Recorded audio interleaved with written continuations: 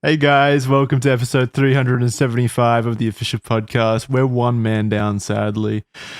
Tip of the old fedora to Andrew. He's received his sixth and final illness in the last 12-month period. He's gone. He might be back. We're not sure. It's touch and go at the moment. Depends. But you guys are healthy, right? I'm healthy. I feel good. Yeah? Mm-hmm. Yeah, that's good. That's good. You know who doesn't feel healthy at the moment? Who's that? Who? Well, other than Andrew, of course. Elmo. Did you guys see? What? Did you guys see Elmo's fucking post on Twitter like a week ago, maybe, about how he was checking in with everyone online, and all it was in response to that was about 50 brands just talking about how suicidal they are and how shit the world is, and nothing made me more like infuriating than reading that thread, because all it is these brands just fucking attempting to seem human by saying, "Oh shucks, we're not doing so well, Elmo." It's just know we've always got your back though, Elmo. It's just Twitter is insufferable. I don't understand. What are you saying? Elmo was talking about suicide? No, Elmo just made a post on X or Twitter, whatever the fuck you want to call it, saying, Elmo's just checking in. How is everyone doing? And then all the brands in reply to that, it's just like constant replies from like other brands saying, like, oh, we're not doing so well, Elmo. Life kind of sucks at the moment, Elmo. Just the most fucking pandering bullshit that is so disingenuous. I don't know. It's just really annoying. I'm surprised you guys didn't see it. No, I did. Oh, you did? I know what you mean. I don't even know if the Elmo Twitter account is very active, but it just tweeted in the voice of Elmo and said, "Hey friends, how are you guys all? How doing?" And then, yeah, like Jackson said, all the brands, including the fucking presidents, weighed in and, "Oh, well, Elmo, it's a tough time. Sometimes I think about blowing my brains out." And that sort of stuff. Biden said that? No, I don't think Biden said that. Pouring I do know his account out to Elmo. tweeted something. Probably said something like, Elmo. I have no fucking clue. Yeah, he like Elmo's real. Yeah. Like, here's a reply, just for example. And there were a bunch of replies from other people, like normal people, going, "Oh man, Elmo, life sucks at the moment." Shit like that, which fine, whatever. At least that's like genuine. It's the brands that I have a problem with, like Target's like, "I'm at my limit, Elmo." Like, fuck off. Fuck off, you multi-billion-dollar corporation trying to fucking act like you're one of us. Fuck you. Wow, Elmo is glad he asked. So this is Elmo now. Elmo learned that it is important to ask a friend how they are doing. Elmo will check in again soon, friends. Elmo loves you. Heart emoji. Hashtag emotional well-being. It's like he's talking to adults here, by the way. And then Biden retweeted this saying, "I know how hard it is some days to sweep the house away, get sunnier days. Our friend Elmo is right. We offer our help to a neighbor in need, and above all else, ask for help. You're never alone."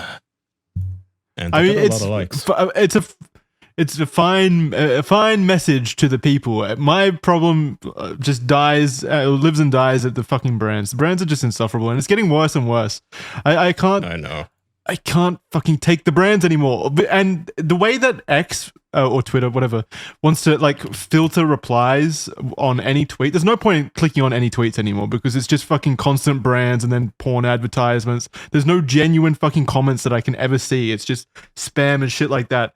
You ever click on like a viral video or a viral tweet on Twitter, and it's just like a bunch of advertisements for other viral tweets from people trying to get like that's engagement all it is. farming? It's insufferable. It's so bad. It is so bad. It's unusable if you want like discussion on anything. That just doesn't exist anymore, because now discussion. It's all about it's just all about farming like the quick view / engagement from just reply posts. But does it actually There's pay? a threshold. There's a threshold for likes past because there's tons of discussion on tiny tweets, but once something hits like 10,000 likes or something, all the replies are over, other 10,000 like tweets. And it's so annoying where like one viral tweet only redirects you to other viral shit. It's like, okay, I can't see any commentary on this, I guess. It's annoying because it happens to some of my tweets as well. Like, I'll make a tweet, like max maybe like 200 likes or whatever, like nothing in the grand scheme of things. And like one of the first replies is always like, check my pussy in my bio. And I'm like, Jesus fucking Christ. Yeah, it's not just viral tweets. It's any tweet at all, ever, really. What do you do? No, what do you even do? I do? don't see that at all. I only see it on very viral posts. The rest of my feed in Charlie's case, or someone like massive, like I'm sure it like tweets like that, what I just said, like kind of just fade into the actual replies and stuff. But on like my tweets where there's like maybe 10 replies or whatever, like that's pretty prominent. Like if you go in there, it just says check my pussy in my bio. Like I don't know what to do in that case. You can hide the replies, but then it looks like I'm trying to hide something from people, and they're just gonna go ahead and click on it. Like the whole pussy? Hidden. I never understood that, by the way. The hide the replies thing. The hiding tweets. What was the point? Why is that still a Of course thing? you're gonna go there. It's the most prominent part of the tweet. I check that every single time to see what they're hiding. Like, what the fuck? I know, right? Whenever I see like a very pissy tweet from somebody having a meltdown on Twitter, the first thing I look for is the hidden tweet icon there. Like, ooh, thank you for curating all the things that make you angry. Let me peruse. Yeah, it's the most useless feature ever. And you can still quote tweet them and everything, which is a good thing, but still kind of pointless to have the button there. I guess it's useful for trolls. Do you feel like that you should be able to curate what goes on your tweets themselves, like replies to your tweets and stuff like that? Do you feel like you should be able to delete them? No, don't fucking turn Twitter into Reddit. The good thing about Twitter, the one upside is that like it's not controlled by a small group of people who can just ban you from other things or just hide your reply to them. I think it's nice that everyone can dunk on everyone. No. Yeah, there's still. I think what Jackson's trying to say is, should there be some kind of tool that can block out that kind of blatant spam bot porn? No, that's the company's job. Like you, as the user, shouldn't have the ability to hide someone's reply if they're literally just making fun of you. But yes, the company itself, X, should take care of it. We have AI. Don't tell me you can't detect this shit. We've been saying this about the same. It was never this bad. It was never this bad. It was actually never this bad. 100%. It has gotten so. Okay, let's extend the lens even beyond just replies.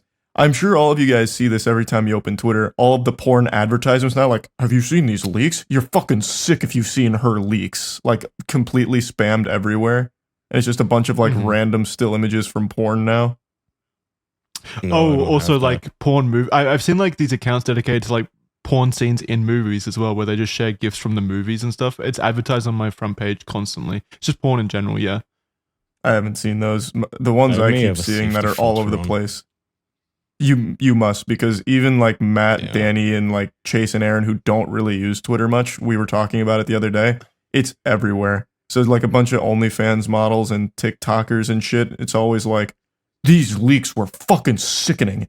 The internet was such a better place before these leaks came out, and they're all just ads for the girls' OnlyFans and shit for like whatever. It's so annoying. It's just the bulk of what goes on there now. I'm sure, I feel like maybe 75% of those OnlyFans advertisements are also fake and scams and stuff, because they're like, the accounts that are advertising them in most replies that I've seen are like 2-follower accounts with like very clearly catfished or stolen some of them, sure, stuff like that. The ones I'm referring to, though, are like your big prolific shit poster accounts. They are constantly being paid to pump out these. Oh, right, yeah. Ads. I tweeted about that last year because it was so frustrating. Like these giant accounts posting these subtle, or not subtle at all, but like, you know, the hidden advertisements of basically like, oh, look how hot she is, and it's obviously she's in the replies, top reply or whatever, with a link to our OnlyFans and stuff like that, and it's just like so obvious what's happening here. And that's downright illegal, by the way. I'm pretty sure. Sometimes you'll see the community notes below saying this is a paid advertisement. That needs to be way more aggressive. They need to tune up the dial on the community notes thing. Like maybe automate it at some point. I don't know. Use AI.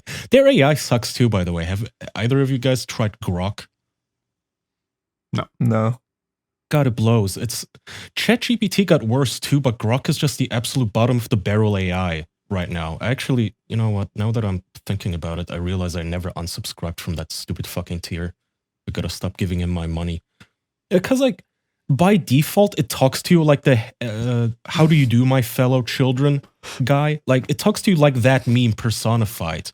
where you'll ask it, hey, who's the first person that landed on the moon? And it goes, oh, holy cheese wits, bruh. I'll tell you who landed on the moon first time in human history, dude. But first, like, isn't Earth so fucking rad? It's like, shut up, fuck. Like, damn it, I realized I didn't put this on. And I realized Grok has two modes. It's that mode, the how do you do fellow kids mode, and it's the corporate speak mode. And I realized corporations are never going to figure out the middle ground. Where, like Jackson said, it's either your computer blows up and you call customer service and you get corporate speak like, we are sorry you're experiencing difficulties. A customer service representative. And you go, fuck, can I just talk to a human, please? Stop giving me the boilerplate. And they overcorrected to Wampus. Everything is Wampus talk now and Wendy's on Twitter and fucking how do you do fellow kids? They couldn't ever find the middle ground. No, I don't. I think much like AI, I don't think there should be any humanity involved in the outward presentation of these companies, corporations. There's just no benefit to it, especially for fucking Grok, where you're just going there to ask it questions. I don't know why it needs to have a quirky personality. No, because the joke was, Elon said, oh, ChatGPT is just way too censored and boring. Okay, we're going to make an AI that talks to you, like you would talk to your buddy. Okay, fine, cool. That was funny for 2 days. Why is it the default? It's annoying. Like, it's not actually useful, you asshole. I can't actually talk to this thing about anything relevant because he defaulted to fun mode. Like, I open the app and I forget that it's basically just Clown World Elon Musk toy. And I ask it something that's actually important to me in the moment and I get fucking Wampus that. Like, shut the fuck up. And it doesn't remember it when you set it to normal mode. To be fair, devil's advocate here, you've got the other AIs to do the boring shit. You come to Grok for fun mode. You come to talk to Wampus. That's what you go to Grok for. There's more than enough room in the cyberspace and the AI extended universe for these different personalities to exist. I don't personally see any point in it, but if someone wants to roleplay with Grok, I guess that's fine. Oh yeah, that's fine. It's fine as a toy. I'm just saying it's not very useful yet. I really hope it sucks. I actually take it seriously at some point. I mean, X sucks. It absolutely sucks. Everything to do with that platform sucks. I don't like it. And it's absolutely it is absolutely worse now. Like, it's not. I think the whole apocalyptic comments when Elon Musk took over were still a bit over the top. Like, the platform is still running and existing without 80% of their workforce. So clearly there was some fat to be trimmed there. But at the end of the day, it is currently in a worse place, user engagement wise, like, user experience wise, than it was 12 months ago for me. 100%. Anyway. Absolutely. I couldn't agree more. It is the worst it's ever been right now. Yeah, I disagree. You guys are doing it. But I don't think my timeline is awesome. So you click on random. I don't see it. I don't see what you guys see. My tweets. No, I do click on tweets. I just don't follow like super viral accounts. I don't know what you expect when you click on a tweet with 100,000 likes. Of course, it's garbage. Well, it was never. No, it wasn't that way like a year or two ago. Sure, there were some bots, but they were usually buried at the bottom. No, it wasn't. No. Jackson, every viral tweet a year ago was still the same. Like, buy the Starlight, buy this sex toy, buy my OnlyFans. Every viral tweet a year ago was nothing but OnlyFans spam. Okay.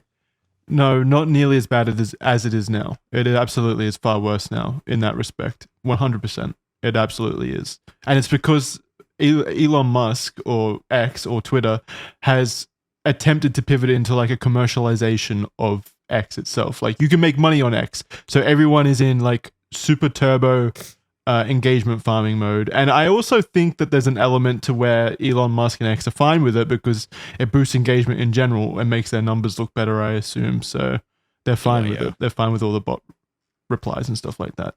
So there's no reason why they would care to stop it, really. I don't know. It feels worse for me. If you have a different opinion, then that's fine. If you have a different opinion, that's fine, Kaya. But agree to disagree. Maybe my account is glitched. Hey, I'm not. Well, you carry like, absolutely. I was gonna say you've absolutely curated it. Like you have to have muted or blocked certain things in order to avoid this. No, you know. But what even if where do I see that? He follows like exclusively like 50 cat accounts. It's just cat pictures and stuff like that, which sounds like a fantastic use of Twitter for sure. First of all, I follow, like, I'm looking at it right now, 1,261 people. Among them, schizophrenics who tweet about the flat earth, schizophrenics who tweet about overtaking the government and assassinating Biden, far-right racist, far-left racist, ghost gun printing community, just lunatics across the spectrum, furries who tweet nothing but just plugs in their asses, and cat accounts, and some news here and there, and tech people. So my timeline is amazing. I see everything from everything, and it's just, I scroll, depressing news doesn't depress me because right underneath, kittens. I scroll down, oh cool, this guy printed a ghost gun without a serial number, that's badass. Scroll down further, puppies. So it's fucking great. Do you not click on the tweets with more than like maybe 100 comments or whatever? Do you just not click on them? Sure I do. No, I do. I don't know. For me, it works. Maybe I have some aggressive muted setting or something. I guess so. I'm looking at my muted words now. It's Try Guys, Bean Dad, Yoda, Force Awakens, Skywalker, Last Jedi, Kylo Ren, Mandalorian, and Star Wars. So I guess I found a trick in the algorithm. Just ban Star Wars from your timeline. None of the fucking tweets we're talking about are related to Star Wars. They're all very different from Star Wars. I don't know what to tell you. Do I have muted? Oh, muted accounts. Oh, I have a lot here, like 24 muted accounts. Okay, that's got to be it then. Then maybe it's learned from like your muted accounts to mute other things that are similar. There's no way you're avoiding it. Like I'm going through your following list right now, Kaya, and just going to the replies on some of the tweets have what Jackson and I are talking about, but maybe you just don't see it. Like which one? Let me see. One of them was about printing guns. Was the one I was on a minute ago. I forgot what it was. Yeah, I've been binge watching those recently. BB firearms. I have no idea. Yeah, this is about printing guns. Anyway, yeah, I mean, if your experience is different, then if it works for you, it works for you. But I am you got lucky, then, man. I don't know how you did it. Twitter far less than I was a year ago, and even then, I was not enjoying Twitter, obviously, because it's Twitter. But it sucked at the moment for me. I'll make a pickup artist. Come pay me $20 and I'll teach you how to have fun on Twitter and get bitches. The dark psychology behind muting Twitter words for a better experience. I think it would be smart for women to, if you go on a first date, ask to see your date's like Twitter following list first. I think that would be Jesus. That would be interesting. It sounds awful. What the fuck? No, that sounds great. What do you mean? That should be a tactic. You'll weed out people pretty quickly. If it's still like you go in there, it's all like pickup artists or whatever, or you know the you know people with the Hustlers University and stuff like that. You can just leave the date immediately. You don't even have to. You don't even have to stick around. But yeah, there's our advice to Elon, I guess. Sorry, I was just gonna say like make everyone's feed more like mine. Actually, just auto follow everybody else's accounts to the same accounts I follow. Just mirror my accounts. Mm-hmm. Get rid of all the pickup artists. They're boring. What else? Fix Grok. It sucks. There's no need. There's no need for Grok. Just get rid of Grok. Who cares about Grok? Take him out back. Take him up to the farm upstate. He doesn't need to be around anymore. Wampus and make him trip over a cable like Wampus did and hit his head. Make it look like an accident. Man. Right, sorry.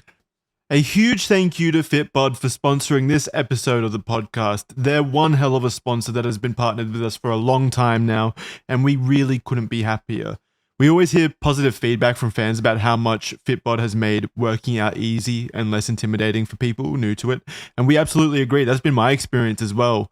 Like, Fitbod really made it way easier for me to work out as well, so I absolutely agree. Like, Fitbod is basically a workout essential for me now. Like, every time I go into my home gym to work out, I always have Fitbod on my phone. The app creates varied and personalized workouts that adapt and change as you improve, so you're always working out exactly what you need to work out at the intensity that will match your goal the closest. So Fitbod knows you the best, basically, better than your family would even. It's really the best tool you can use while working out, and I really do consider it essential. I really like that I can select my workout equipment, like in my home gym, that I want to use, and Fitbod will create a personalized workout routine based on what I have available to me at that time. It's your workout partner, basically, and it even tracks your muscle recovery so you don't do permanent damage to yourself, which is always just fantastic. You don't want to push yourself too hard and end up needing to amputate your arms off or whatever. So Fitbod's got you covered there. They'll make sure you're still in fighting condition at the end of each workout. Like I said at the top, it really is a great tool to make working out way less intimidating for people who might want to work out but are too nervous or shy to ask other people for help. Just check out Fitbod, download and try the app for free, and get into an immediate rhythm of making healthy changes for you and your body. It'll help you look and feel as good as you possibly can. That's a Jackson Clarke guarantee.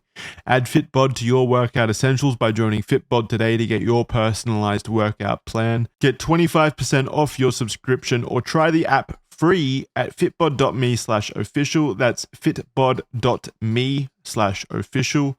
The link will be in the description. And thanks, Fitbod, for your continued support. Please go check them out if you're interested in working out at all. They're a fantastic, essential tool. Thank you. So, Suicide Squad, Charlie, what do you think? It's out. Oh, fuck. Yeah. Oh, this didn't we talk about it in the last episode? No, I don't think so. It wasn't out then. No. It's only been out. Yeah, anyway, game is just not good. It's at best mid, but I think it has the worst boss fights in modern gaming. The boss fights are unforgivably awful. And the fucking missions are so bad. There's so many escort missions in this game. It's the same mission every single time. Yeah, it's the same mission every single time, and they have the gall to put in escort missions out the wazoo. It's crazy in 2024 to be doing that. It's just a boring game. The combat was fun for a while, but since you're just constantly fighting the same 3 enemies and nothing else with the same mission, there's really nothing fun to do with it. So it's just really not fun. So I played 3 hours, so I don't think that I have enough to really form a complete opinion on the game, but I'm not going Well, back. You have played every mission the game has to offer. You have also fought every enemy the game has to offer. And did you fight the Flash? Yeah, I did. Then you fought every boss the game has to offer.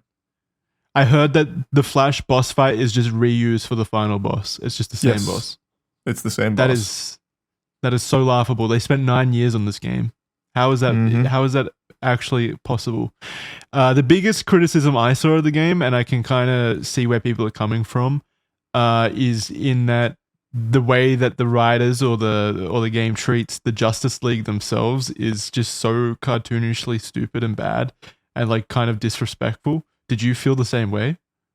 That's only if you read through like the lore. In the actual game, they don't do a whole lot. They clearly make Wonder Woman like the star of it. Everyone else they shit on, but Wonder Woman they treat with like.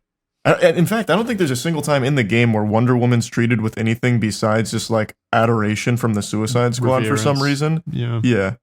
Everyone else is shit on, but like I know what you're talking about with the viral tweets about the lore breakdown, like how Green Lantern has 2 paragraphs, and it almost just sounds racist what they say about him in his lore breakdown. Did you see in the lore document in game, like the bio, he's referred to as one of the good ones in quotation marks. It's just downright kind of racist to read. And I get because it's from the perspective of the Suicide Squad, the group. I assume, and I think this is what they were going for, that he's one of the good superheroes, like one of the likable superheroes, maybe, but it definitely does not read that way. No, it does not read that way. Given his ethnicity and stuff like that. And I found it especially funny because one of the like key writers on the game or the key like development partners for the game is that sweet baby Sweet Baby Inc. Game dev. Yeah, you might know that, Kaya. I assume you might. It's like a company designed around, like they join development with studios to help them with the narrative, making sure that it's diverse enough and hits all those, progressive markers or whatever. Mm-hmm. Yeah, they offer really nothing other than lecturing developers, I assume. And so one of their like founders was one of the key script writers and script coordinator on this game, and that got through, referring to one of the Justice League members as one of the good ones in quotation marks. I mean, that's fucking funny. It's so funny. But yeah, overall, I was more so talking about how like they shoot Batman on a bench or whatever, and then he's just dead. And then another, spoilers. I should put spoilers for the Justice League. I just don't think people care. Other way around. It's so bad. Me too. I've seen a small amount of people like really like the game, so I'm sure there are fans out there, but I feel like they've already played the game by now because they're fans, obviously. Yeah. But still, spoilers. So the Flash is killed, and then Captain Boomerang like urinates on him, and Harley Quinn like salutes Captain Boomerang's enormous penis. That's really fine though. Like that doesn't bother me that much because that does feel like something Captain Boomerang would do. What's disrespectful is there's no actual payoff for the boss fight, and there's no like cinematic send off or anything. Every boss dies with just bullets. Like that's all you. So the Flash boss fight, he does 2 moves, and then you counter, and then you just start shooting him until his health bar goes down, and that's it. And when he dies, there's no like climactic moment or anything. It's just once that last tick of health is done from the bullet, he plops over and just goes, and then he's dead. I've seen this conversation online about what potentially could have been done better, and I don't usually like doing this because I don't like pretending like I'm a developer or anything like that, or anyone with like more education than others or whatever, more experience than others. But like, I do think it would be a good idea for the Justice League members to have broken out of the mind control during the end parts of their moments or whatever, to at least like have a proper send off as their hero versions of them, and like, have some kind of dialect or conversation there before the Brainiac spell takes back over, just something like that. Just so that there's some kind of semblance of, the heroes that are still there. There's just so many things they could have done better. Like there is an unlimited amount of things they could have done better, starting with not making it live service from the jump. That's already just a huge fucking blunder. Yeah. I actually like the concept. I like not the live service part, but I like the concept of Justice League members being taken over by Brainiac and all that shit, and having to hunt them down and finish them off as the Suicide Squad. Because they're, like massively powerful and all that kind of stuff. But like you said, it's beholden to this like live service kind of gameplay where it just feels like there's nothing substantial or substantive there. It's just like kind of shallow. And I just didn't feel like finishing it at all. Don't blame you. Which is a shame. Yeah, I pushed through out of spite, but man, it was a big fucking waste of time. It's such a shame. 9 years. This was, I said this online. One of my biggest issues with this is Rocksteady was one of my favorite developers before, and they spent 9 years on this. We could have got like 3 different really solid standalone games from them in that time period, probably. So did you know that pretty much everyone left Rocksteady during this project? Okay. Yeah, because I didn't know that. Like I actually think every single upper staff member of Rocksteady left during development of this game. So it's genuinely made by like their worst team. But it's not even necessarily their worst team. What it boils down to for me, I think, is that this was a game designed by the suits at WB, basically. Like that's why it took 9 years. It's because it had to keep going back in the oven to fit a vision by the upper executives for a live service money printer, and the original team or whatever just didn't want to. There was a creative difference there, I assume, and that's why they all left over time, and that's why it took 9 years, because there was just no passion in it. They couldn't get it out. Yeah, and like sense. you look at the game now, it feels like it was thrown together in maybe 2 years, out of the. Oh yeah, this game is not something that was cooked for 9 years. There's no shot. it's like it's gone through multiple reiterations, maybe multiple restarts and stuff like that. And much like how Destiny first came out, it's come out from the carcass of whatever the previous iteration was. They've thrown together all the elements or whatever into this final package, probably 2, maybe 3 years ago for being charitable. And this is the final package. And it definitely, for me, feels like that. Like you said, there's only like 4 boss types. There's four enemy boss types and 4 proper boss fights, you know, with the Justice League members, 2 of them which are reused and stuff like that. It's just very, very shallow. Disappointing. Yep, it really is. It's a shame to see Rocksteady put that out. Yeah. I went back. Me and my girlfriend are playing through the Arkham series now because I played that for 3 hours and I was like, I think I'd prefer to just replay the Arkham series. It's still so good. It still holds up so fucking much. I replayed all 4 of the Arkham games, I think 3 years ago. They are still so good. They are still so good. It doesn't, like, good games don't die. You know? No, they don't. The quality doesn't die. And Arkham Knight, a game from like 10 years ago, I know it released in a really poor state. I think it got a bit of a bad rap. I think it's probably my favorite of the Arkham games personally. Like I love that game so much. But the game looks to me like better than Suicide Squad. Maybe not technologically, but like visually, I think it's a way more cohesive and interesting world and design. So I'm loving that at the moment. Yeah, it's timeless. Arkham Knight's also my favorite, except for the Batmobile. If they took the Batmobile out, I think most people would find that to be the best one. I just maybe. Love what was the main problem with that? What was the main problem people had at the beginning when that launched? I remember the performance issues, like it was running at like 20 frames per second on like modern hardware at the time. Well, it also just didn't work on PC. Like it actually couldn't run. They had to take it off of Steam for a while because it wouldn't run. Right. It was like Cyberpunk. Yeah. So, I mean, it's not like it was unwarranted hate in the beginning. They really did fucking fumble the release. Were there substantial criticisms with the actual game design or game story or anything Batmobile? Like that? Yeah, the Batmobile. Yeah. I really didn't have a problem with it. Oh, I hated the Batmobile. Even though I loved the game, the Batmobile I think fucking sucks. I just didn't feel like it interrupted the game too much. And I'm pretty sure I 100%ed it. Maybe I'm misremembering, though. It has been 10 years. Kaya, I want to bring you in. I'm assuming you've never played any of the games. No, I'm sorry. I always feel bad. Like, games are such a large part of myself, Charlie, and Andrew's lives. And then whenever we fucking talk about it, Kaya's just sitting there for like 30 minutes in silence. And I want to bring him in, but there's nothing to be, like, there's nothing there. It's all right. I was literally just juggling for my cat to keep myself occupied. It's all right. No, I like you guys going off sometimes. It takes, I get to take a break. And I mean, I don't know. Sometimes I play games. It just, I don't know. Do you not feel the drive anymore? No. I mean, I did just upgrade my computer, so maybe I'm thinking about streaming some games again, so I might get back into it. The thing with games like that and Cyberpunk is I played for 30 minutes and I feel nothing. Nothing. Yeah, that's fair. So I don't know.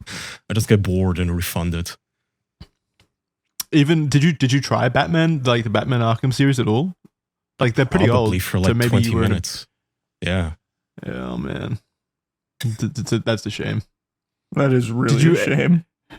Did you ever like Batman as a superhero, like growing up? No, not at all. Not one bit. Any superhero that you like?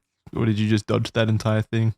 When I was a kid, I used to watch the Spider-Man cartoons on Fox Kids. That was a shit. That had the greatest intro, too. I wouldn't know which one it specifically was, but... Do you think if you played the PS4 Spider-Man games, you'd feel some sense of nostalgia and that would get you through the refund period? I'll answer for him, no. Yeah, I don't think so either. Because I never played it, so I don't think I would have any nostalgia. All right, but think about this. If you pay a little bit extra, you could probably get a like cartoon version of Spider-Man as a skin that you can swing around New York in. Does that help? No. Okay, well, we'll find something. He's immune to nostalgia. We'll find something. Yeah. Don't Not still exists. Right. So does Team 17. Yeah, for now, yeah. It's not looking great, though. No, it's not. You know what is looking great, though? Drake's penis that leaked online yesterday. Have you guys seen it? Yeah, it's massive. I heard about it. I know. Why is everyone obsessed with his penis? I mean, come on.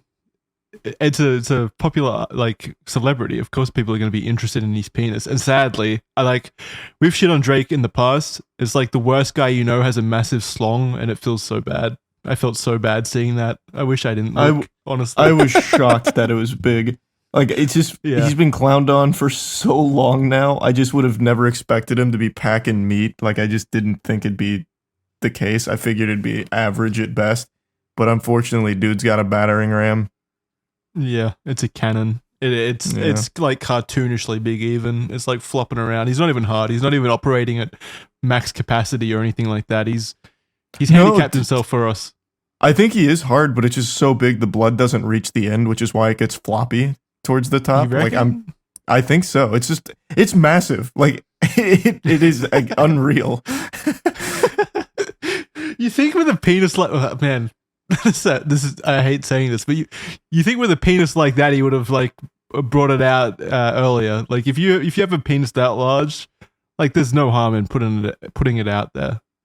I don't know, man. I feel like that's too big. Like I'm not going to speak for all women out there, but like I feel like there's only so much you can do with that, especially because it gets so floppy. Like it'd be like a big gummy worm type deal. You know what I mean? It's not. I don't know. I feel like most women probably wouldn't like that very much. Yeah, women always say like, well, most women that I've seen talking about this have said like between 5.5 and like 6.5 is enough. Like that's what feels good. Anything over is just like kind of painful usually. So he looks like he's operating. What would you say that is, Charlie? Ballpark figure as an expert in the matter? Oh, it's 11 inches at least. There's no doubt in my mind. It's at least 11. Why did God gift him with such a boon? He sucks. I hate Drake.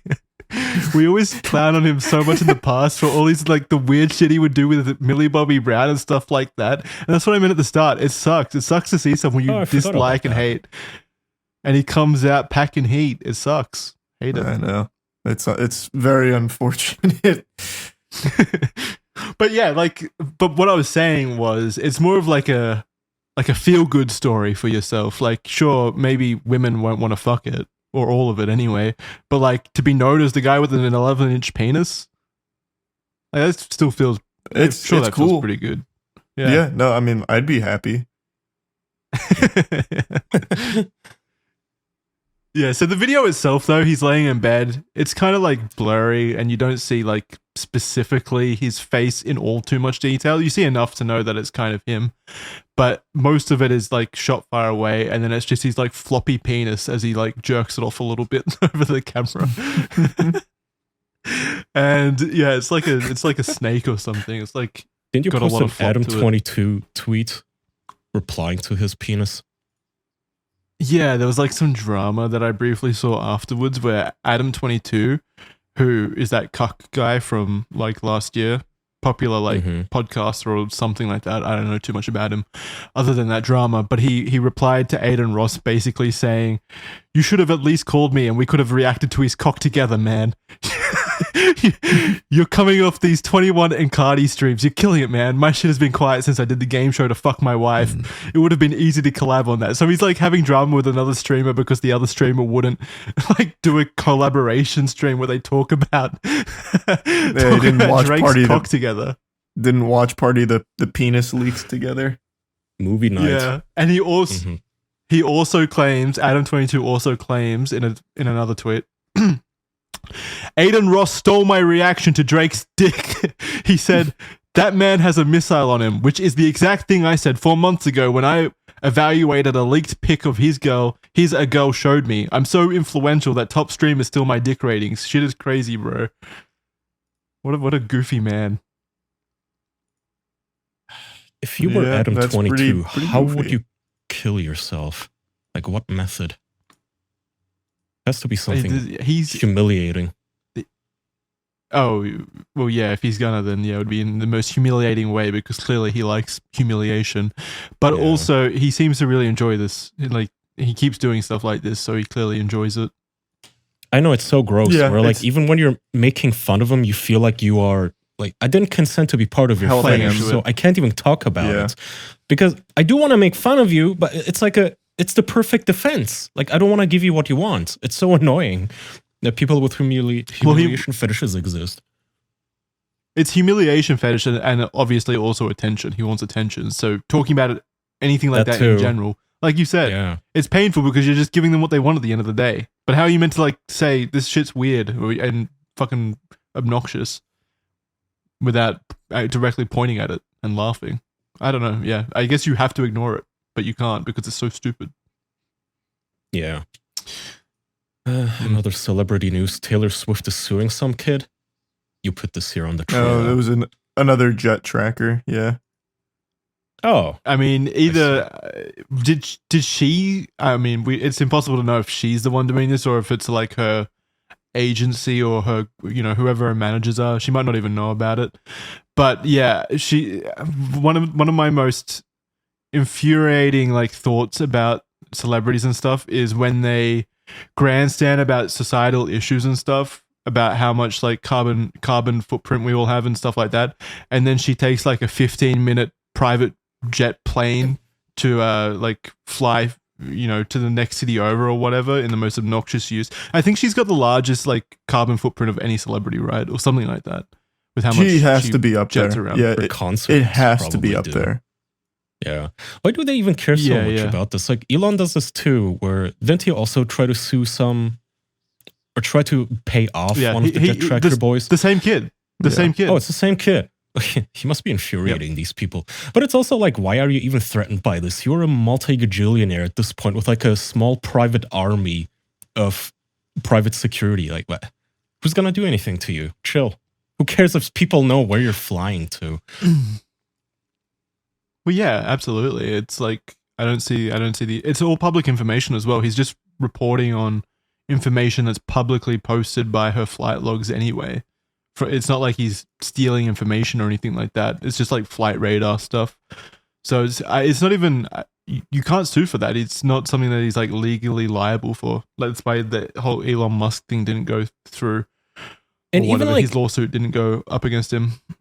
And celebrities don't even have anything to hide. Like, how many of them have now been caught being on Epstein's plane and they just go, yeah, so nothing happens to them? Who gives a shit? Like, you could literally track them to Epstein Island and nothing happens. Just why do you get so riled up that people know where you're going?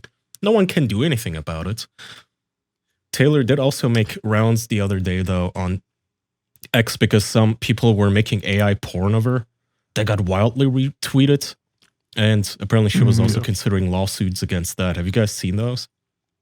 Well, it was more than just her. That had a whole can of worms open where, like, I think even the White House spoke on AI generative, like, revenge porn. That's how, like, general. That's how influential Taylor Swift is. That's what I'm saying. It's crazy how influential she is. I know, and it annoys me a little bit. Problems only exist when it happens to her. I know, and that is the most annoying part. There was also another piece of news where Swifties noticed that one of her stalkers kept just getting released from prison.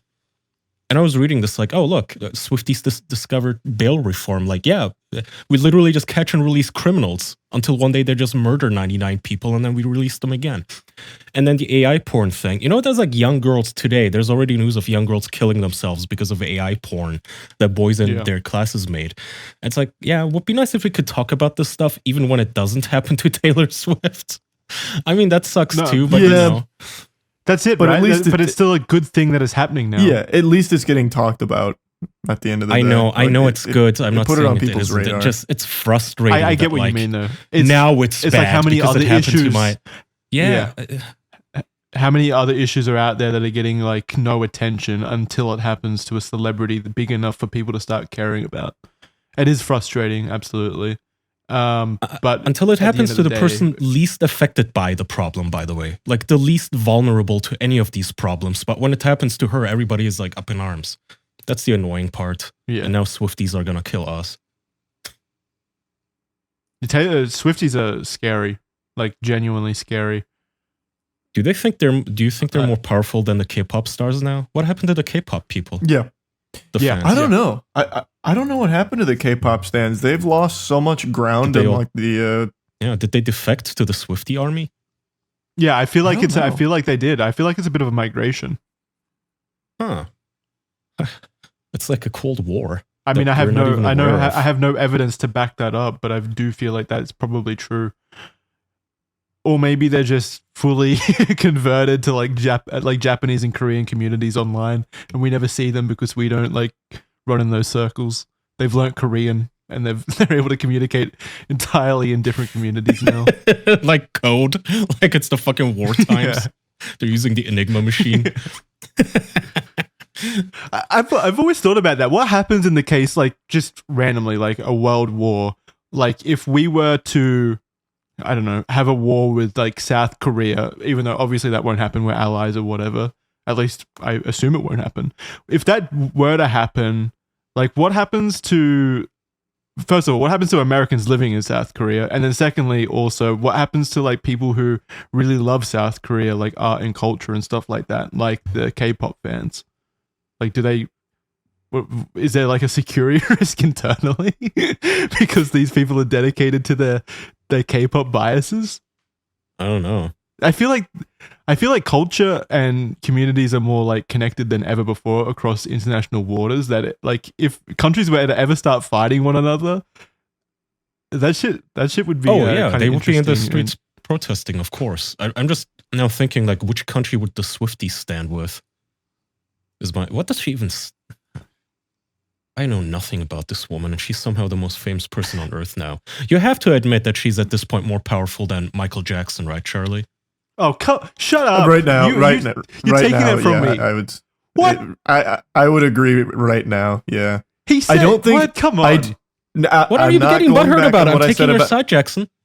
No, I know. As soon as this is like the whole Taylor Swift thing. As soon as Kaya says that he agrees with you, but I've been saying it for like the last 6 months. Because you've been wrong for 6 months. Your initial statement was that, yes, no, I still don't agree that she's like more successful than Michael Jackson, but currently she is on a different, like she is at a level where she is the most famous person on the planet, much like Michael Jackson. So right now she is currently above Michael Jackson, but historically, no, I don't think so. And still don't think so. Okay, well, historically, back in like 2015, yeah, sure. But she has been for the last 3 years, in my opinion. Ever since this Eras tour.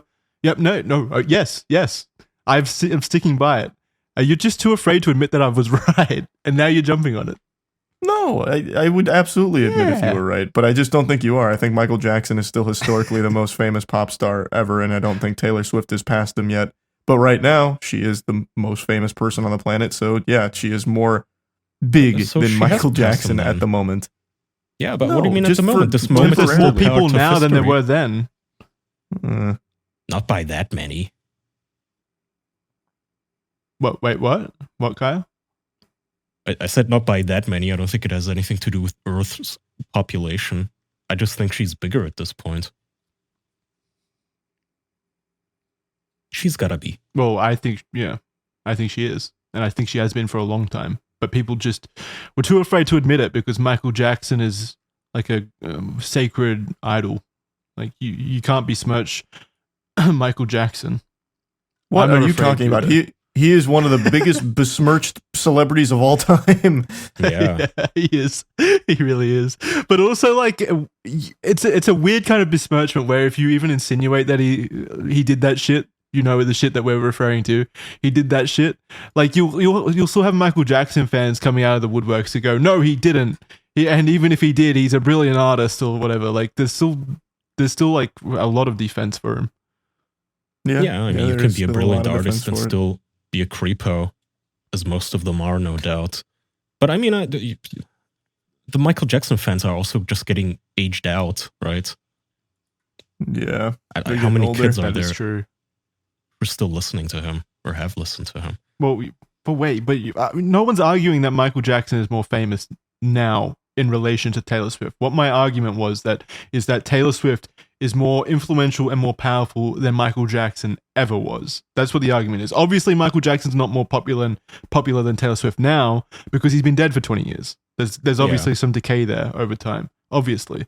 But my argument was the other way, what I originally said. And it sounds like you guys are opening up to it. What do you mean opening up? It's very apparent. Yes, she has, at least in America, she's wielding immense power. I don't know if any other country, if you pulled like a Brazilian and said, "Do you know Michael Jackson?" They would say, "Yeah, of course." If you said Taylor Swift, I don't know if they would say yes. Yet, I have no idea. But I remember when Michael Jackson died, it was big news, even in Turkey. Like I was a kid, and I remember like all the adults talking about it. Like they all knew him. True. Maybe I am looking at it as like an entirely Western viewpoint. Maybe if you factor in all the other countries, maybe Michael Jackson is still more popular in terms of like, awareness. Maybe. If she could like consolidate her, like if the House of Swift released her songs in Chinese and Korean, and she actually did get that demographic of K-pop fans, then she would be unstoppable. At that point, she could probably found her own nation state and like start buying nuclear devices. You know? Do you think if she did something like Michael Jackson did, we all know what, do you think she'd be able to sidestep it the same way? I don't think so. No, I really don't. Like even Swifties, like when it comes to like the carbon emissions and shit, there are a lot of Swiftie detractors now because of it. She took a fucking like 13-minute flight or something, according to the flight logs the other day. And there were still some people coming to her fence being like, that wasn't her, that she sold that plane or something. I don't really know. But then she also made a statement how... Go ahead. Just to like, because I did read this and it didn't make sense, just to like put it all on the line, it looked like it was a 13-minute flight to a major hub, which is where the plane would have like been refitted and repaired or whatever, maybe. Like maybe she wasn't on that flight, but still like she does take like a lot of trips in the private plane. That's like undeniable. And she has an enormous carbon footprint and she probably takes a lot of unnecessary flights. I mean, she could fly first class on any commercial plane, surely. Like that's so secluded and private and stuff like that. Good enough for anyone, like anyone at that level, in my opinion. And she's probably got like, she could have every bodyguard in the first cabin suite, like guarding her at all times still. And it would probably be like far cheaper and more environmentally like, responsible as well. They don't give a shit about the environment. If I was that rich, I would never step foot on a commercial airline ever again. I wouldn't give a fuck about the environment either. Sure, do that. Yeah, but that's you though. Like your audience doesn't like that very much. Yeah, but also the thing that annoys me and probably annoys Swifties, I'm going to speak for my fellow Swifties here, is that Taylor Swift comes out so frequently, like grandstanding about shit like that, talking about how you need to be more environmentally conscious and stuff like that. And then for her to like turn around and like take a 13-minute trip on a private plane, spending more in carbon footprint than you probably will in like 2 years. They're all fucking like, come on. Who cares? Another rich person lecturing us. What else is new? Did you guys see that one screenshot? People took screenshots of her concert of some sort where she was wearing a analog watch on her neck, like a neck bracelet or something. And the Swifties were mind blown by the fact that it was a working watch. Or they took two screenshots a couple of minutes apart and they said, the hands on the watch moved. It is a functioning watch. It's like your mind is actually blown by a watch. You guys didn't see this? They must like, yeah, I did. They must pixel inspect every square centimeter of every photo ever released for like clues and hints to whatever like music track she's putting out next or any kind of like intimate details about her love life and stuff. It is so unhealthy. Like seriously, it is so unhealthy. That kind of obsession. It is also crazy to have your mind blown by something like that. Do Swifties only use digital watches? Do they even know what a regular analog watch looks like anymore? Maybe they thought it was like ancient technology. Kyle. No, they weren't amazed that a clock exists or like the technology of a clock. I assume it has some kind of like significance with Taylor Swift. Like this must mean something, Like maybe no, it's just no. I think what it is just constantly needing to be like supportive hyping. And like shocked. Yeah, like constantly hyping, true. Like, whoa, it's a working watch. Whoa, that kind of thing. So you just find like the smallest shit ever and make a big deal out of it just to continue to show that you're a huge fan. Yeah, like, holy shit, isn't she amazing? She's using a working watch. It's that attention to detail that I love about Taylor Swift. She's amazing. Stuff like that. Yeah, that kind of thing. Mm-hmm. Preach. Oh, God. Yeah. Okay, wait. I'm excited. I'm seeing her again. I'm seeing her this month. Holy shit, I just realized. That's in, 20 days? I'm seeing her in 20 days. That's you're shit-talking Taylor Swift right before you're about to see her? Uh-oh. I'm going to be in a sea of Swifties. Uh-oh. They're already planning. They're already planning your execution Caesar style. 20 of them are going to shank you. They're in their message boards right now coordinating. It's terrifying. No, but I'm excited. I am very excited to see. Like, it feels like history almost. Like, I'm sure this is what it felt like to go to like a Michael Jackson concert at his peak. You know, that kind of excitement. Yeah, that's so. Fair, I totally get it. Enjoy. It'll be your last. I'm on the front floor. I'm right near her. I'll probably be able to like see her even maybe. Whoa! Pretty excited. All right, have fun. You should get backstage passes and meet her. How much would she? Does she even offer that? I have at her level, probably not. I mean, it's there's probably like no amount of money that would make economical sense for her. Maybe if you pay $10,000, they'll give you like binoculars to look at her across the room. Mrs. Swift, I'm your biggest fan. And then she gets on her plane and leaves. Because I want to make fun like of when you think of sorry, I was gonna change topics. Yeah, go for it. Of the Apple goggles, you guys want to make fun of them real quick?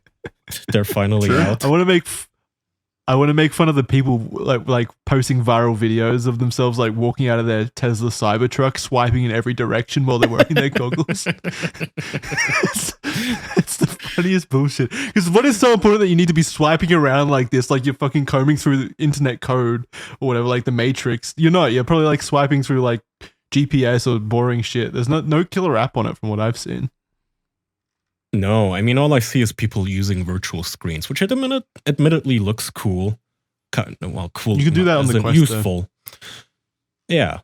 But, I mean, there's things that I think people make fun of it too much for. Like, there was this one video of a guy sitting on the subway working, like typing, not making wild arm gestures, just sitting there with his goggles and typing.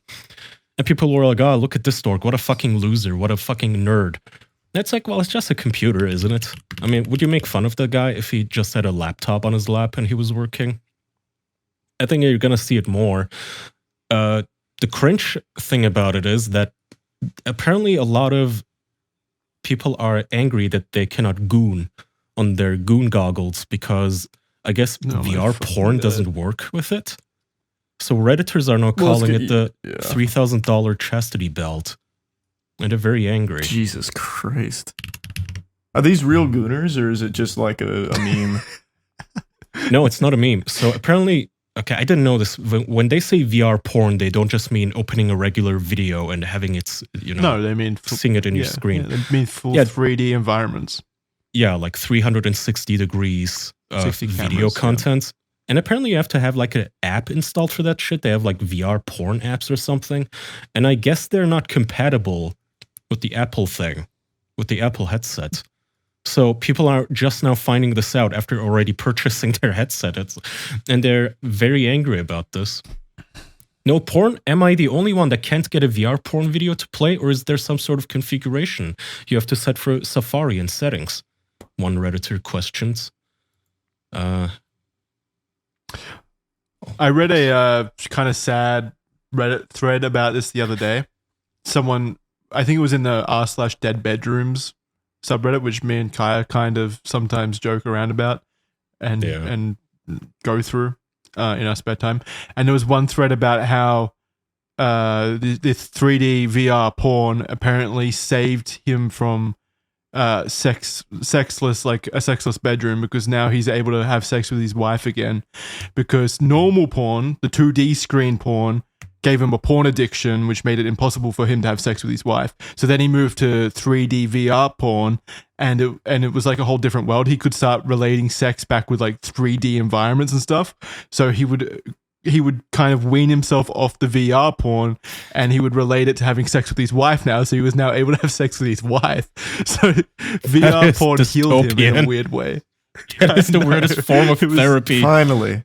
What the fuck? A good use case. Yeah.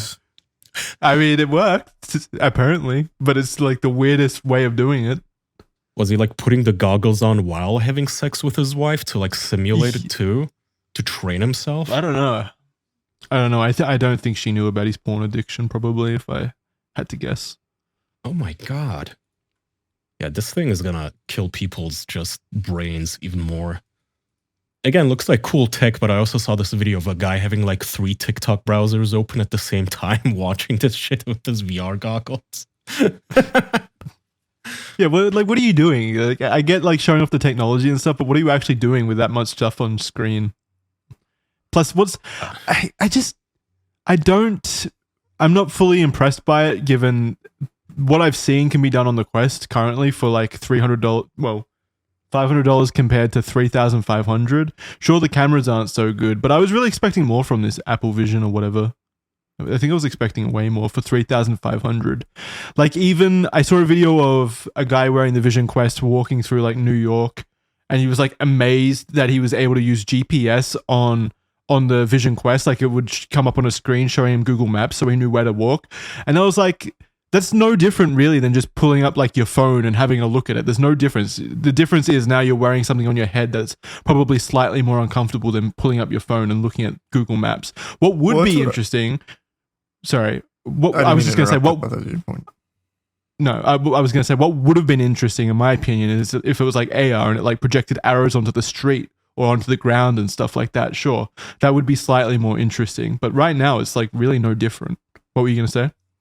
I was going to say that was one of my big complaints. As it currently is, it doesn't do anything better than the things that it tries to replace. Like, you're still significantly better off and a lot more convenient to just use a laptop, to just use all the current shit as opposed to putting that shit on your face. It just doesn't do anything that makes it worth it. It's more of like paying $3,500 for a prototype of something. Yeah, that's what I said as well. I was like, maybe the Apple Vision Pro 3, maybe that's when I'll start getting interested, once they've like given it a reason to exist and also brought the price point down through like iteration and stuff like that. I could absolutely seeing it being kind of interesting because it's like got Apple money and stuff like that behind it. And I actually believe that this will probably sell really well, given Apple as a brand does really good in that regard. So it could become a viable product product range long term. I think we could probably see a lot of VR technology come from this now that it's probably getting like a wider appeal than the Quest and stuff did. But I just don't see it at the moment. What I did like, did you guys see like the smaller form factor? I think it's like Ray-Bans. They're just like normal glasses and they've kind of got the same VR effect. I was kind of interested in that. It might just be like cameras and stuff, but it seems a whole lot more comfortable than just wearing headsets. Those are the Meta ones, right? Like, it's just, Meta glasses, I think. Meta smart glasses, They seem interesting to me. More interesting than VR. Like VR headsets. I think it's basically the same. It just projects screens and stuff like that, but still like smaller form factor and stuff like that. And so sure, nothing like massively technologically innovative yet, but I do like the smaller form factor at least. Yeah, good luck with the goggles to everyone, I guess. I think I'll also stick with the laptop for a while, like Charlie said. Yeah. It seems expensive. It seems like something you'll get, and then like in a couple of months, they'll just release the Apple Vision Pro extra large edition or something, and it'll already be out of fashion. And like the probably.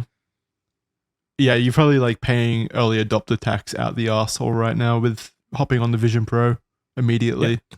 Along with everything else, I don't know how healthy it's gonna be like a couple of years from now for people to have that much light being blasted into their corneas 8 hours a day if they're sitting there actually working with this thing. I don't know. Yeah, if I really don't be feel healthy. like it's. I don't know. I've heard that before, but I don't think it's any different to how we currently live with screens in our face constantly anyway. Yeah, but that's not healthy either. Anyway, my point is they can be the guinea that's what I'm pigs. saying. It's the same. Yeah. Yeah, I'd be more worried personally about like strapping a battery to the back of your head, maybe. Yeah, true. That like, too. the screens are probably the least of the concern. I did see a funny video though of the Vision Pro of a woman. I think it was just proof of concept. I don't think it actually exists yet. But it was a woman wearing the Vision Pro, and her boyfriend walks in, and she like face projects Zac Efron onto his face. Yes, and I did he doesn't see that. know. It was like face tuning or whatever. That, I mean, it's not a real video. It's just an ad for it. Like, it's not like he didn't know or whatever. It's proof of concept. Yeah, that is a wild concept to just on the fly face change your partner. Oh god, it's dystopic as fuck. Yeah, did you guys also see the FaceTiming idea. feature on it where some people were just showing it off where you're in a voice chat and I guess it like scans your face somehow and you are just a bunch of floating heads talking to each other. But the faces all look like super mega Snapchat filtered. You know what I mean? Like airbrushed to hell. Yeah. And I realized, oh fuck man, we're gonna have a whole new generation of people who only think of humans as face brushed. Just this visual of you're gonna take your goggles off, and the first actual human you see is you're gonna be over focusing on their pores and their blackheads and zits, and you're gonna be like, I can't love you, and then put your goggles back on and project Zac Efron again. Also, again, young girls are gonna hate themselves even more because they can't live up to the impossible standards set by face-tuned women or whatever. Oh god. I don't know. Yeah. Yeah. Let's wrap this one up. Let's wrap this episode up by quickly going over the Xbox news because that's pretty fucking enormous at the moment, and the reaction has been kind of hilarious as well. Charlie, did you hear about this? Yep, they're toying around with the idea of bringing Xbox exclusives to the PlayStation. Yeah, and the rumor all has Xbox exclusives. Well, they're just getting rid of exclusives by the sounds of it. Yeah. Yeah. But initially the rumor also had it that like, well, is this their soft way of letting us, know that they're no longer going to be focusing on hardware? If they're going to be making I feel, but also games. I've heard some other rumblings about potentially there's being a hardware refresh in the near future, and they're developing a handheld as well. But I've been hearing rumors about Microsoft developing a handheld for like, I don't know, 6 years now, and it hasn't come to fruition yet. Not saying it won't, but I'll believe it when I see it for that one. To me, it sounds like Phil Spencer's surrendering and Xbox is surrendering. They've realized that it's they can't compete with Sony's exclusives or anything like that. And really, they haven't even tried. And it's so embarrassing, man. 10 years of no exclusives worth anything. This is the best you could do. And then you just fucking fart it out in a whimper, basically, and give up the whole battle. I don't know. We don't know yet. Like, he teased an announcement next week, right?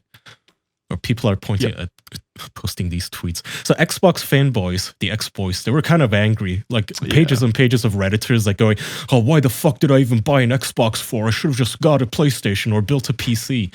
Anyway, Brady Thayer on Twitter says, what's the point of even having an Xbox tattoo if they are gonna do this shit to us?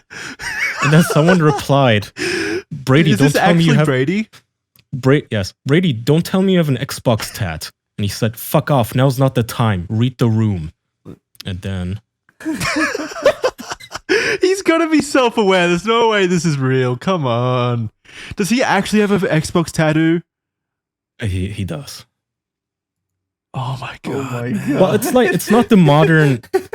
whatever the modern like rounds logo. It's the old school one. Xbox. Yeah. Oh, okay, well that's fine then. And it doesn't have the text. It's like it kind of looks like a wound. It looks stupid, but whatever. I think he got it. That's not nearly as bad then. I I thought it was like the modern Xbox logo, because then it'd be even more cringe. But like the original Xbox one, that's fine. Well, it's cringezy. Like he was replying to Phil Spencer's tweet saying, "What the fuck? If the rumors are true, there will be consequences. I will sue you and shit." And people are actually talking about a class action lawsuit. Oh, I saw that too. Yeah, there was a thread about like how to engage in a class action lawsuit for this. All right, so I think Phil Spencer's decision or Xbox's decision here in general, if they're getting rid of exclusives and they're giving up that whole element of, you know, corporate competition, I think that's a bad idea.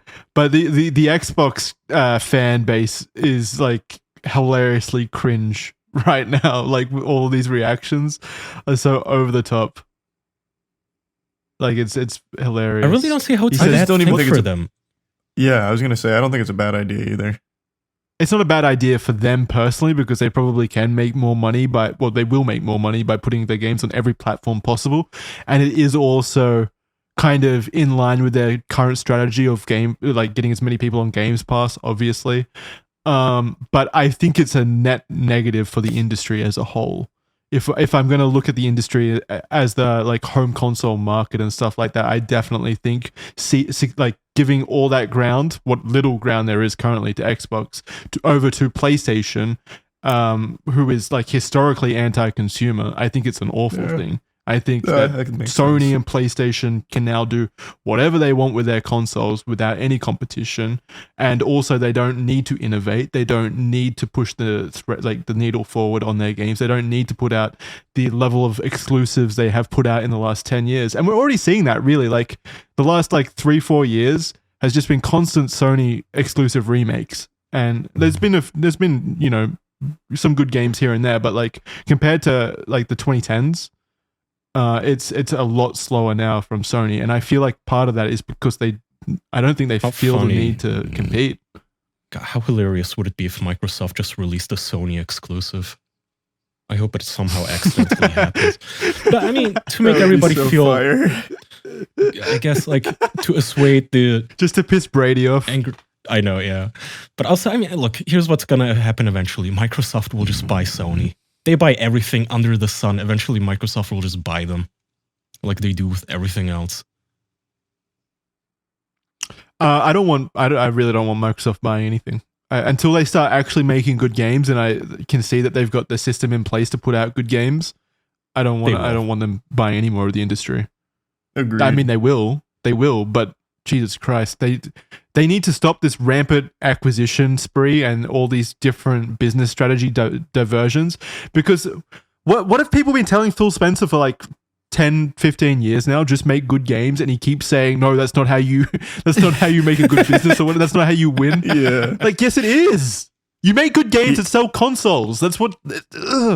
He even went on record with Starfield, and he's like, even if this game's an 11 out of 10, which, let's be honest, I mean, it just might not be, it's still not going to save the Xbox or whatever. Like, he's very open that he doesn't think games are like the most important part of what makes a console successful. I think that was the earliest case of him throwing in the towel, right? Maybe this move has been in the works for a while now, where they've just gone, no, we're not even going to try to make exclusives. We clearly fucking suck at it. So whatever, we'll just surrender. We'll just give up. So maybe it's been in the works for a while. I've heard there's a lot of like actual, what's the word? Like conflict within Xbox at the moment over at like the internal studios and stuff. I'm curious to see how out of left field this reveal is going to be for the like people internally. Like maybe it's just executives meddling yet again. I don't know. So any kind of like high level thoughts from you guys on it, or you just find it funny? I have no dog in this fight. I'm enjoying the anger. That's about it. Yeah, make better games. I mean, I agree. Okay, I'll get right on it. What about you, Charlie? I think it's even less of a reason to own an Xbox. I don't see why Xbox would exist in the future after this, but I'm sure they'll make more money because at least people will buy it on PlayStation, because they're not buying it on Xbox now, like their games, that is. What would their thought strategy here, if they made every game non-exclusive, What would be their thought strategy on making consoles in the future? There wouldn't be selling any. Them. But they don't. What? There'd be no need selling to the games. buy I mean, no, I mean selling more games is what I meant. Because right now, I guess their issue is that like that's what I mean. Not even enough people have Xboxes for them to actually sell the games on. Yeah, which is why I think probably most of their sales come from like Game Pass and just PC in general. Yeah, but I still think being a platform holder in general, I still think they own like 20, maybe 30% of the market. That might be a bit high actually. Maybe it's like more towards 20% of the market. And what you got to remember with that is that they get 30% of every single sale on that platform. That's got to be a large chunk of change. I can't find a source for this, but is this true? The Xbox One outsold the Series S and X? Probably. This year? Yeah. Oh, wow, that is sad. That is it's sad. not good. Everyone knows the Xbox is not doing good, and everyone knows the solution, but they're just not doing it. So, well, everyone knows it's not doing well except for the Xbox fans who continue to brainwash themselves every single day on Twitter. Yeah. It's so fucking laughable because they made a genuinely good console with their Series X, like a really good bang for your buck kind of value proposition there. They just needed to make fucking games to actually sell the system. And they would have been fine. They just couldn't do it. They couldn't do it. Yeah. They couldn't do it while owning fucking half of the industry, apparently. Like, what? Phil needs to go actually fucking look at his studios and figure out where the fucking holdup is. What's happening? Why are they not being, productive with their resources? They own half the industry. I know. I don't know what they're doing in the offices. Just learning yo-yo tricks? Like, how come? The funny part is also that if the Switch 2 gets released this year, it's going to outsell both of them combined. Oh, yeah. In its entire lifetime of everything. Nintendo's going to dunk their nuts in everybody's faces yet again. Coming out with a phone with joysticks on it. What if, how would you guys feel if like Xbox absolutely just completely exited the games industry? Like I'd be so sad. What? I was an Xbox fanboy. Like when it came to console wars, I was always team Xbox. From Xbox, like the original Xbox 360, I thought crushed the console wars. And then the Xbox One happened. And they had this radical shift in their priorities and it ruined everything. And it's not even a competition anymore. Phil says it himself. He says they lost the console wars and they can't win anymore. Like, he knows. It's so far dead for them. But it's not. Again, if they just made good games, that's how you start. I'm starting to believe they just can't. They don't have it in them to make games. Like, they clearly put their name on games. They clearly suck, but the solution would be to fix the issue and actually make good games. That's the only way you would ever be able to compete in the games industry as a publisher, is to make good games. Like, obviously. And even now, like, if they're exiting the games industry, if they're exiting the like console hardware industry, home console hardware industry, and they're still making exclusive, like not exclusives, they're making multi-platform games. If that's what they're pivoting to, they're still going to need to make good games at the end of the day to sell them, right? So the solution is still make good games, as it has always been. Is it fucking Christ? I like Phil. He comes across as like nice. I'm believing more and more that it's all a sweet, sweet lie though, and he's just a corporate stooge.